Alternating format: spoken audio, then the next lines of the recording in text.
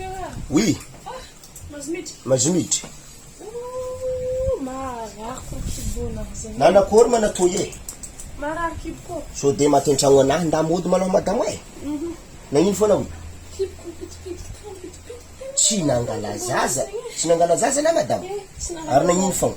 Ha? Tsy haiko magnano kibona. To bako ro tsy zany raha positif maro be magnantoy e. Andraso anaty testing.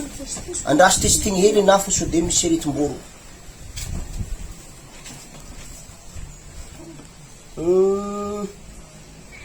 Ya. Nakitra tension na zany. Ary zany 42 degré. Ary toki kon zim pitipity mo tsy. Zay. Fa haiko mitsaga atotona. Zao izy. Ko natako ny analizy amin'ny maha dokotera zaho. Aretigninao izy to hany. Rena? Tsy haiko mamakisotro Ya. dokotera. Ke nononao zany misy rivotro.